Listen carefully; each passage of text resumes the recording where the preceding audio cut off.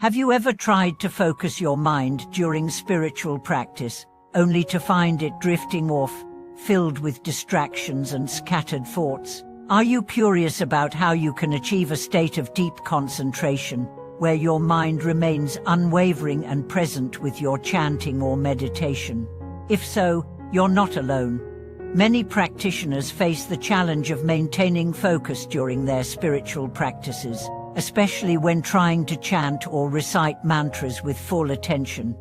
Welcome back to the channel. In today's video, we are going to explore one of the core practices in Buddhist tradition, the art of chanting, and how to cultivate one-pointed concentration through this practice. Chanting, also known as Enian Fo, is a fundamental practice in many Buddhist traditions, especially in Pure Land Buddhism. But despite its simplicity, many practitioners find it challenging to maintain consistent focus during chanting. How can we overcome this challenge and achieve deep concentration? We'll look into the principles behind one-pointed concentration, the role of chanting in cultivating a calm and focused mind, and how we can transform our practice into a tool for profound spiritual development. Let's dive into the practice of and how we can harness it to achieve greater peace and mental clarity. Understanding one-pointed concentration, the key to spiritual practice. At the heart of Buddhist practice is the cultivation of concentration. In the context of chanting, one of the essential goals is to achieve single-minded focus, or Lizin Bawan, which means the mind remains undistracted and completely absorbed in the mantra. One-pointed concentration allows you to focus solely on the recitation, without being pulled away by thoughts, feelings, or external distractions. This focused attention becomes the foundation for a more profound meditative state, leading to deeper spiritual insights and inner peace. However, achieving one-pointed concentration is no easy feat. Our minds are naturally busy, filled with endless thoughts and distractions. These distractions can pull us away from the present moment, preventing us from truly connecting with the spiritual essence of our chanting practice. This is where the power of chanting comes into play. Chanting, or reciting a mantra repeatedly, provides a structure that helps anchor the mind. The repetition of the mantra serves as a tool to guide our attention back to the present moment, training the mind to focus on a single object of meditation, the mantra itself. By committing to this practice, we gradually train the mind to remain steady and undistracted, cultivating a deeper state of concentration over time. The role of chanting in cultivating focus. Chanting is a practice that transcends simple repetition. Each recitation of a mantra is an opportunity to refocus the mind, ground oneself in the present moment, and release distractions. Whether you are chanting the name of Amitabha Buddha or any other mantra, the purpose is not just to utter words, but to use those words as a focal point for concentration. The repetition of a mantra helps to synchronize the body, speech, and mind. This holistic practice encourages a state of unity, where every recitation draws your attention inward, leaving behind the distractions of the external world. The physical act of chanting and the rhythmic motion of your breath combine to create a meditative environment that naturally guides you towards a more focused and centered state. Many practitioners struggle with maintaining focus during chanting, especially if their minds are agitated or preoccupied with thoughts. This is a natural challenge and part of the path. However, Khenpo Tsultrim Lodro, a renowned Buddhist teacher, teaches that chanting provides a container for our attention. The more we practice, the more we are able to create a mental space where distractions begin to fade away and our focus deepens, training the mind to return to the present moment. One of the key lessons in the practice of one-pointed concentration is the ability to return to the present moment. In Buddhism, the mind is often compared to a monkey, restless and easily distracted. However, through chanting, we begin to tame the monkey mind, training it to return to the mantra with each recitation. When practicing, It is not about forcing the mind to be still, rather, it is about gently guiding it back to the mantra whenever it strays. This process of returning to the mantra again and again is a profound act of mental training. Each time our mind drifts and we bring it back to the present moment, we strengthen our capacity for concentration and deepen our connection to the practice. This process can be likened to training a muscle. The more we practice, the stronger our focus becomes. In the beginning, the mind may wander frequently, but with time, the tendency to be distracted diminishes. With consistent practice, we begin to experience moments of profound stillness and concentration, where the mind becomes completely absorbed in the mantra and the present moment. The power of repetition in strengthening focus. Chanting, by its very nature, is an exercise in repetition. Repetition may seem mundane or monotonous at first, but it is a powerful tool for training the mind. In fact, one of the greatest benefits of chanting is the ability to return to the practice repeatedly, without getting discouraged or frustrated. Repetition is a core principle in many spiritual practices, and it plays an essential role in cultivating focus and deep concentration. Each time we chant, we are not simply counting words, we are reaffirming our commitment to focusing the mind. The act of repeating the mantra grounds us in the present moment and serves as a reminder of our spiritual goals. In chanting, repetition becomes a form of mindful practice, a way to continually bring the mind back to its center. Over time, the mind becomes accustomed to the rhythm of the mantra, creating a steady, unwavering focus. It's through this repetition that the distractions of daily life begin to fade, and we find ourselves absorbed in the practice. Overcoming mental obstacles in chanting practice. As we deepen our practice of chanting, we may encounter mental obstacles that challenge our focus. These obstacles may come in the form of restlessness, doubt, or discouragement. For instance, during a long chanting session, it is common for the mind to become restless or agitated. Thoughts may arise, pulling our attention away from the mantra, and we may feel as though we are not making progress. It is important to recognize that these challenges are part of the process. Mental distractions are not obstacles to progress, they are opportunities to practice patience, perseverance, and mindfulness. Kehenpoti Sultrimlodro emphasizes that the process of facing and overcoming mental distractions is an integral part of the spiritual journey. Rather than resisting or fighting the distractions, we are invited to observe them and gently bring our attention back to the chanting. Through this process, we begin to see that the obstacles themselves are impermanent. Just as the distractions arise, they also dissipate.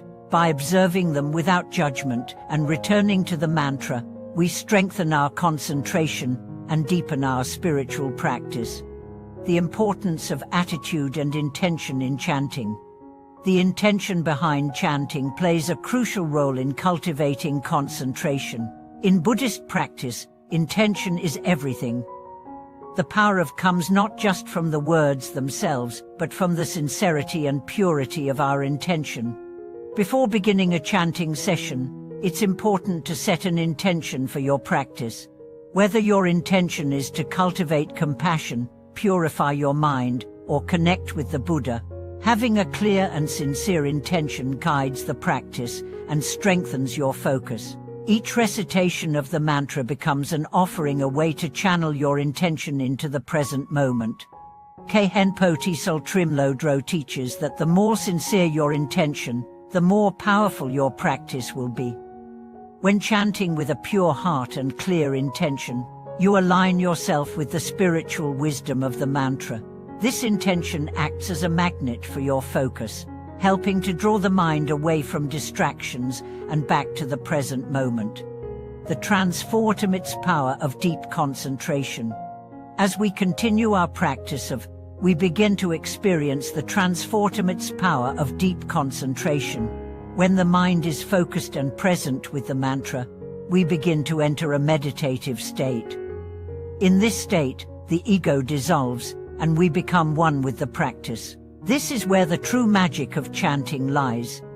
It is not just a method for calming the mind or passing time, it is a way to connect with the Buddha nature within us all. With sustained practice, chanting becomes more than just a technique, it becomes a pathway to awakening.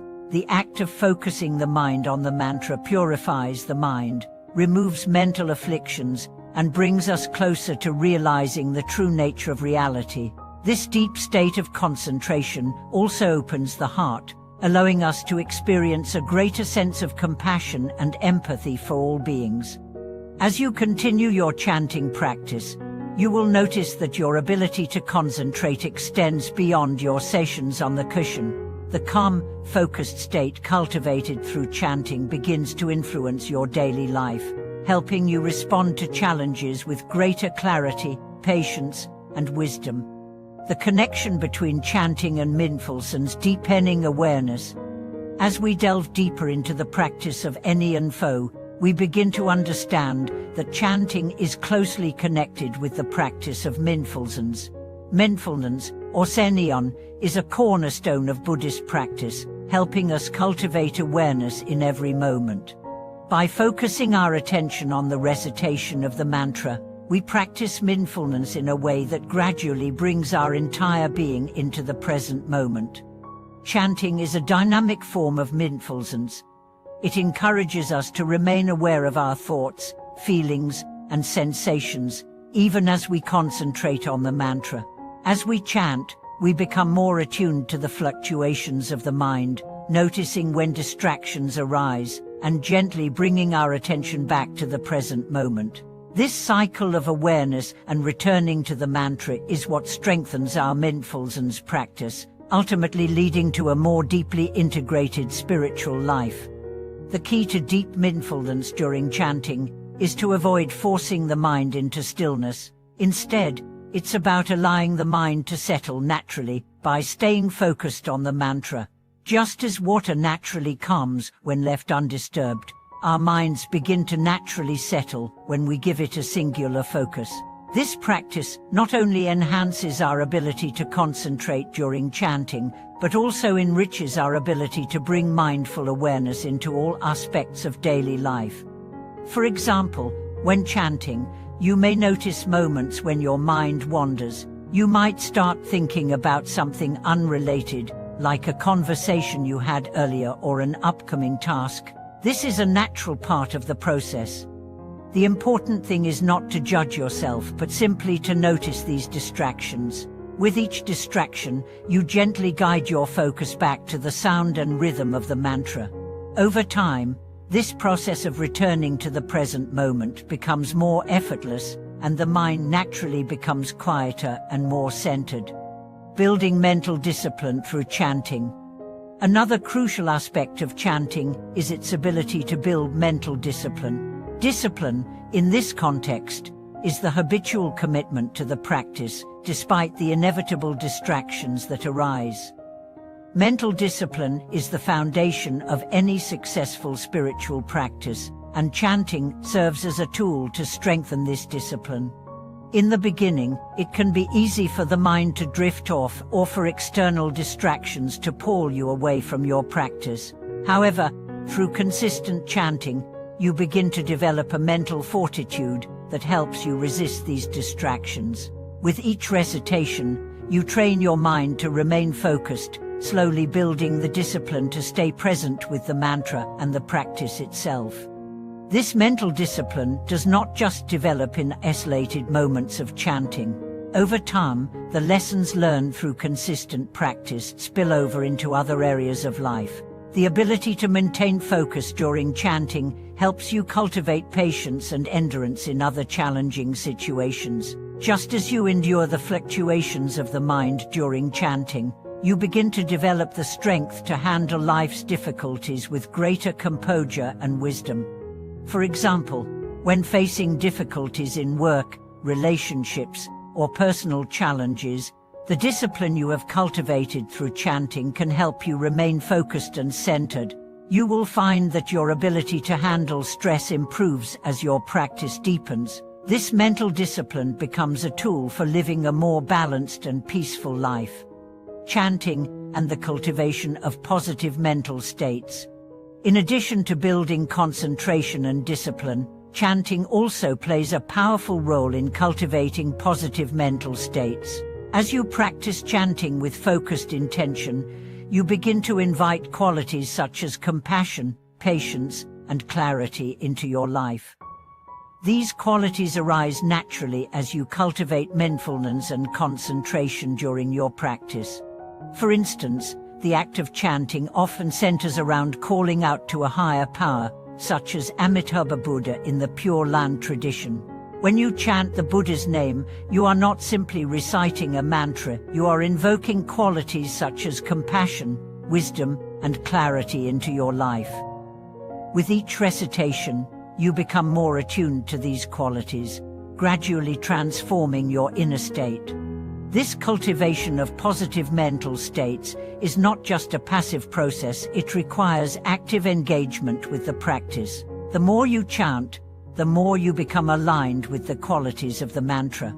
As a result, you begin to manifest these qualities not only during your practice, but in your interactions with others as well. For example, when you chant with the intention of cultivating compassion, you may notice that your interactions with others become more loving and understanding. When you chant with the intention of cultivating clarity, you may find that you approach challenges with greater insight and wisdom. Chanting becomes a way of reinforcing your spiritual goals by embedding these qualities into your daily experience. The importance of faith in chanting practice. One aspect of chanting that cannot be overlooked is the role of faith. In Buddhist practice, faith is not simply about believing in something external, but rather, it is the confidence and trust in the power of the practice itself. Faith in the mantra and in the Buddha's teachings allows you to approach chanting with sincerity, dedication, and trust in its transformative power. Faith in the practice of chanting allows you to persevere even when the results are not immediately apparent. It is easy to feel discouraged when we don't see progress or when distractions continue to rise. However, faith reminds us that progress is often slow, and we must trust in the process. Over time, with consistent practice, we begin to see the fruits of our efforts. Khenpoti Sultrimlodro often teaches that faith is an essential companion to practice. It is through faith that we are able to push through moments of doubt and distraction. When we chant with faith, we are not just reciting words, we are engaging in a sacred practice that has the potential to transform our lives. This faith is what fuels our commitment to the practice and helps us overcome the obstacles that inevitably rise. Chanting as a tool for awakening, transcending the ego. Ultimately, the purpose of chanting is not merely to achieve concentration or mental discipline, it is to use the practice as a tool for awakening. Awakening, in the Buddhist sense, is the realization of our true nature, free from the limitations of the ego and the false sense of self. Through chanting, we can gradually transcend the ego and its attachments, bringing us closer to the realization of emptiness, a central concept in Buddhist philosophy. The ego, which is driven by desires, fears, and attachments, prevents us from experiencing the world as it truly is. It causes us to see the world through a distorted lens, clinging to things that bring us temporary pleasure or comfort. But through chanting, we begin to dissolve the ego structures that keep us trapped in this cycle of attachment and craving.